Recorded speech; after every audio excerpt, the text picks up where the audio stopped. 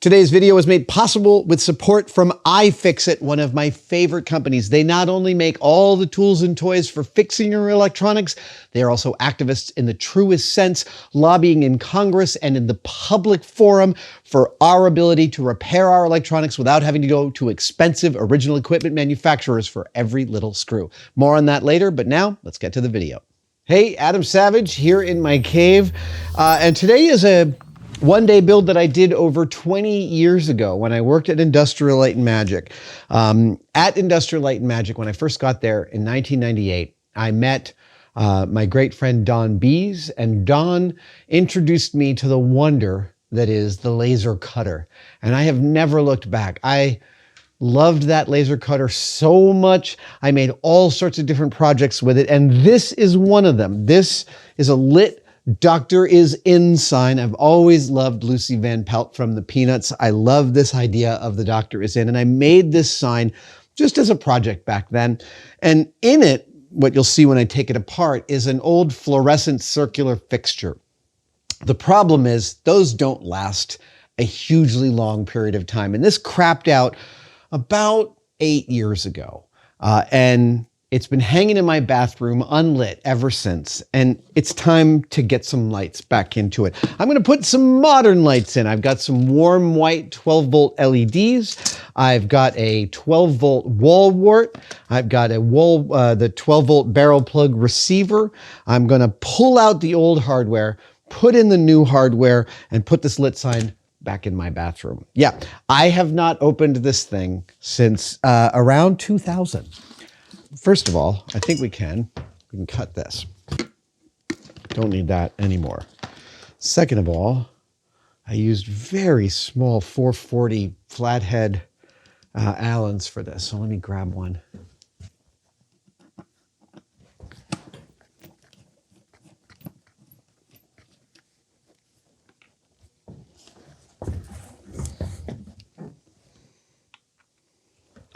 I will tell you, all of us in the laser room at the time, Aaron Hay, Dave Fogler, Grant Imahara, absolutely.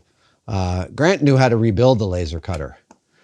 Grant actually once accidentally got his hand burnt by the laser. That was like a badge of honor. We were all really impressed about that. There we go. Okay, yeah.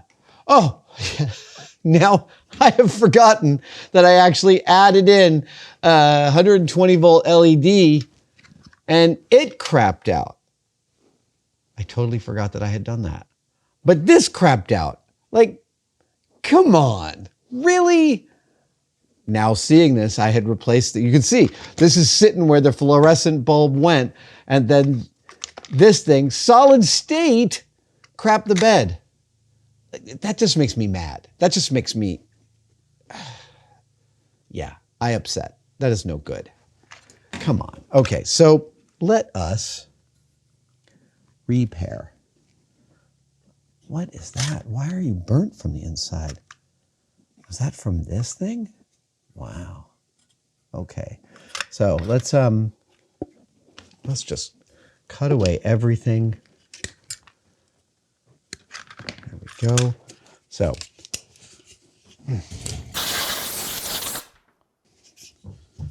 also, to do this on the laser cutter, you had to draw the letters in CAD. So I mocked this up in Photoshop, and then I threw the JPEG into AutoCAD, and then I basically traced the letters. There was no easy way to do that. Okay, so, I mean, there's nothing to this, and yet still planned obsolescence was part of the thing. All right. So I want a balanced light. I think I'm just going to start to wind this around like that. Oh, right. That I keep. And flat head.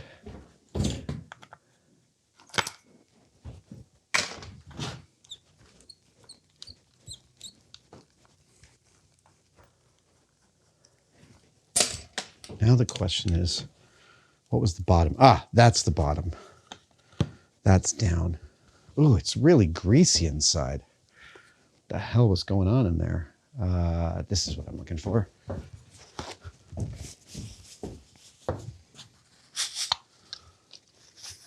Just a little acetone.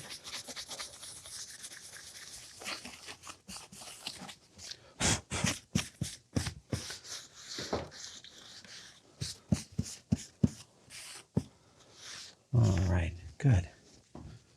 Good.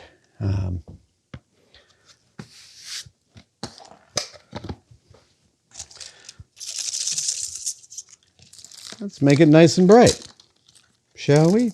Oh, my question is, can my wall wart handle this whole length? It's 12 volts, 2 amps, and the hot lead is the center. Okay, so let's cut that. Let's crack it, and let's just make, oh yeah, all right.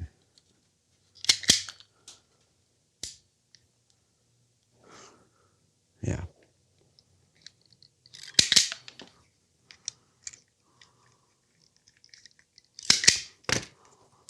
Great. Let's make sure the hot lead is the center.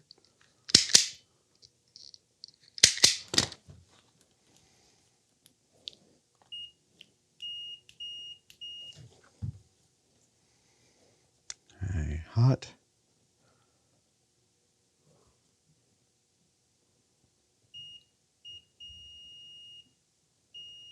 Right, hot is the center. Good.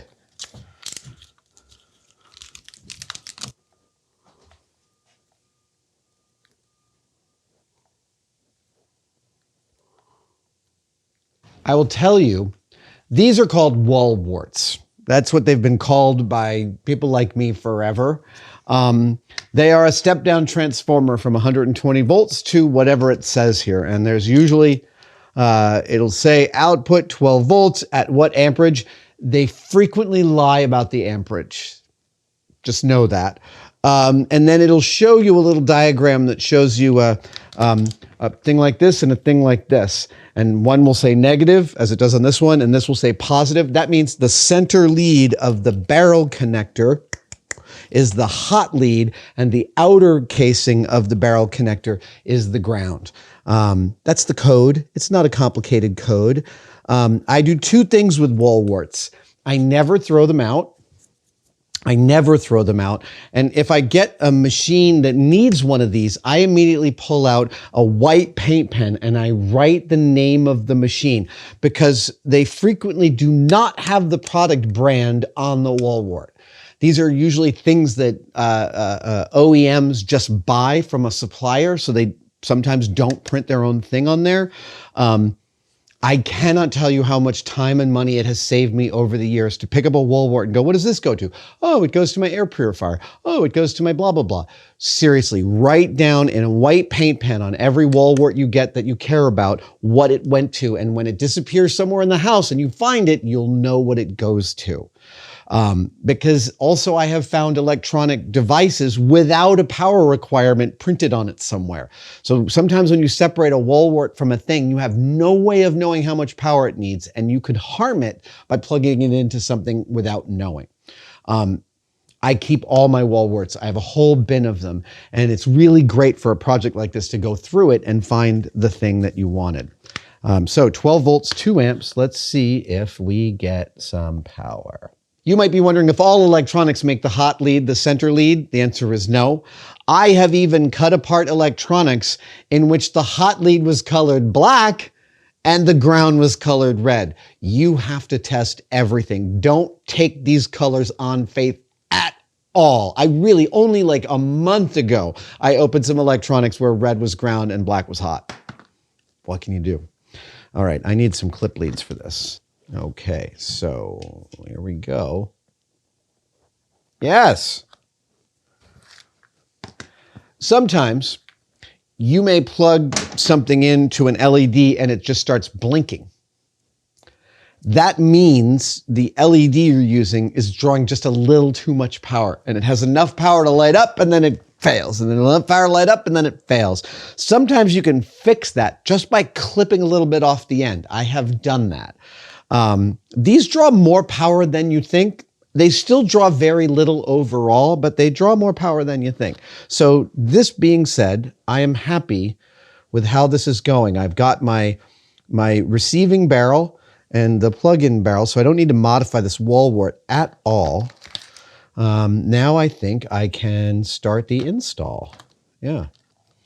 And I powered up my soldering iron too early. I don't really need it just yet. So here we go. These LEDs are super often self-stick. I will warn you, you get one chance. If you stick it down and then you peel it back up, it's not going to go back down again very nicely. So you got to be gentle with it. You can also do them in a circle if you just bend them a little bit. I have found them to be quite cooperative in this regard.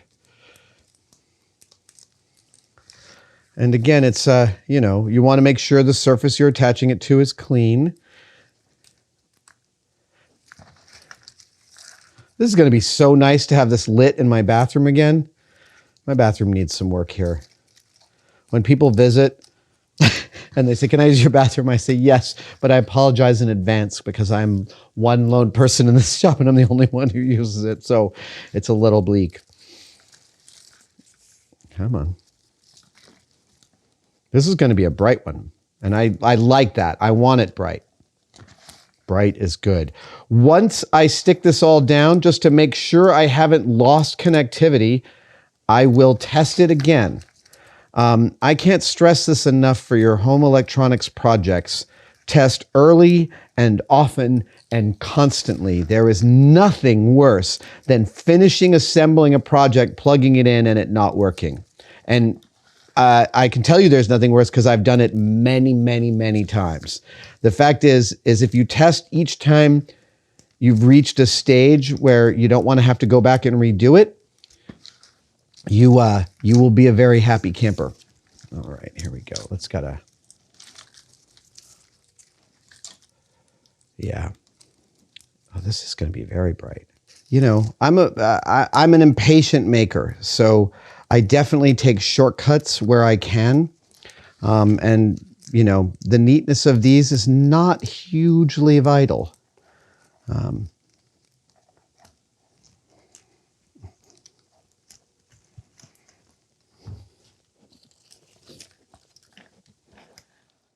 It's your turn to fix something. So for the next few weeks, ifixit is offering $10 off your next $50 fix with code EarthDay10. So it's time to do that battery swap you've been planning and dispose of it properly for Mother Earth. You can find ifixit's suite of tools and parts at ifixit.com/tested. Thanks to ifixit for sponsoring this video. Nope. All right, one more here. Actually, let's just make sure that this lights up.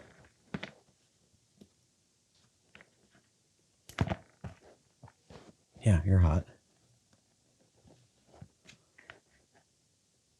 Yep. Boo, that is nice and bright. Okay, so then let's get this down.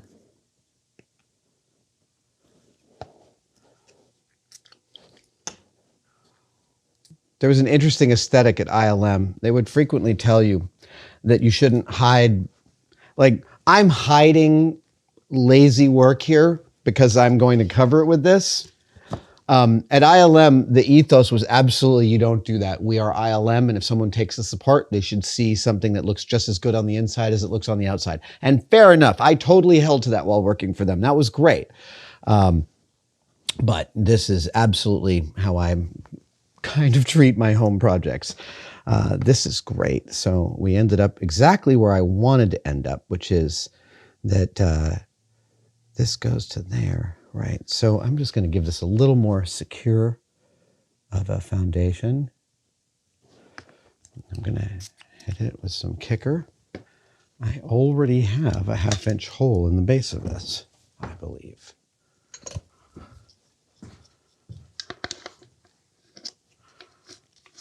And I don't need to turn it on. I've never turned it off. That is a great little switch. Put that in the switches box.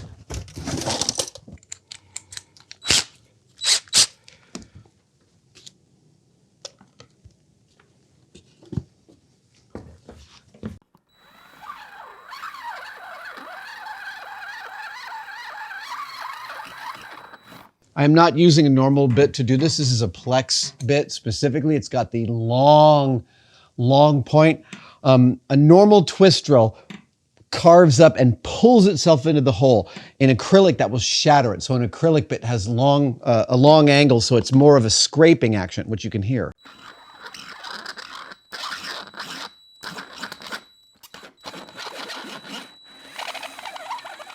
There we go. So let's see here. This guy goes in there. Great. And we are going to, I'm going to hit it with some CA glue here.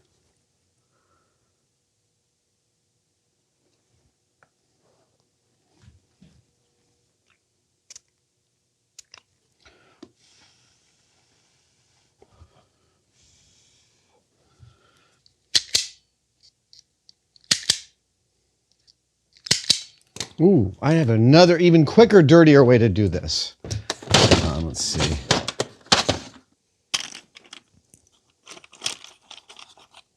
Aha. Solderless connectors. Let's see if I can make this work. I shouldn't have glued it in before I did this. This was silly of me to do it this way. But let's see.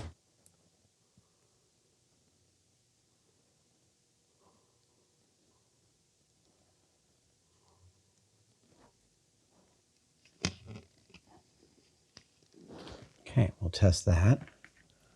Hot. Oh, nope. That doesn't do that.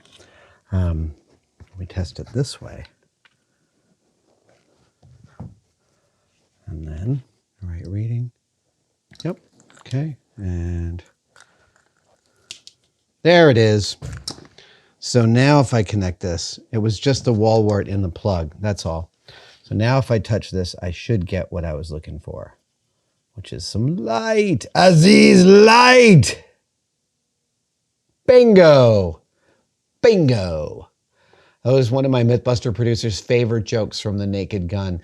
Leslie Nielsen's rifling through someone's desk, and he pulls out a card and he goes, bingo. And then you look over his shoulder and you see he's holding a bingo card.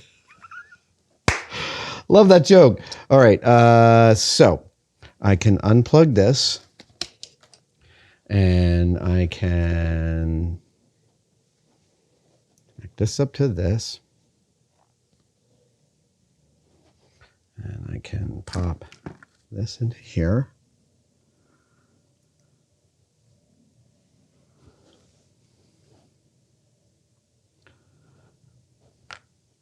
When you're doing something like this, it's always good to, like, if red is going to be on the left, always keep red on the left. Don't shift it up. That'll be confusing to you later.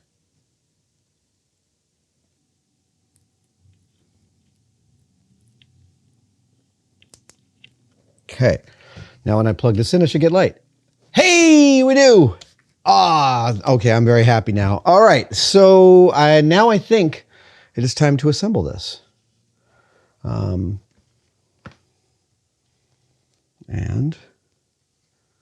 yeah.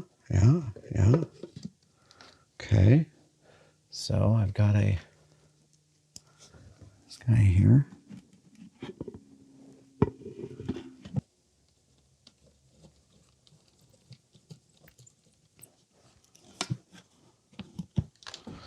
Here comes the moment of truth. Look at that. See, I love this. You don't see the cross here, but you do once you turn it on. That was the point. I think that's a nice little hidden design. The doctor is in. You've got your red cross there. Please don't sue me, Red Cross. All right. Let us, I think it's time to put this in the bathroom. I think this is going to last a lot longer than 10 years.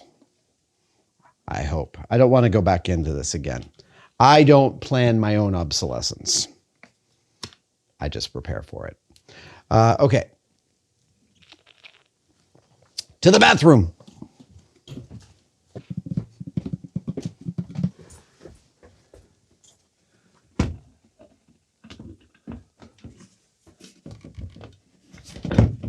Okay. Good. Get the wall wart. Oh, don't you fall. I know. It's like a dorm room in here. There we are. And now we have the comforting light of the doctor being in. I'm very pleased.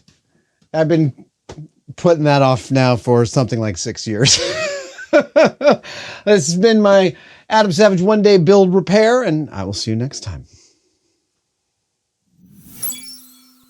One of the things I love about this channel is that we don't make how-to videos so much as we make what happened videos. And what almost always happens are mistakes and screw-ups. In fact, they're completely integral to making and honestly to being a person. And to celebrate this, Tested has a new batch of demerit badges for the screw-ups you will encounter in the shop. From left to right, we have touching your paint job, assembling things backwards, losing a tiny screw or part, gluing your fingers together, and smashing your thumb. And frankly, if you haven't done both of these, even if you're not a maker, I just don't feel like you've experienced enough of the world. I'm not saying get out a hammer and smash your thumb, but I will tell you that the blacker your fingernail after the injury, the less it's going to hurt in the long run. I almost forgot, these make excellent additions to your shop apron, and they are available at tested-store.com.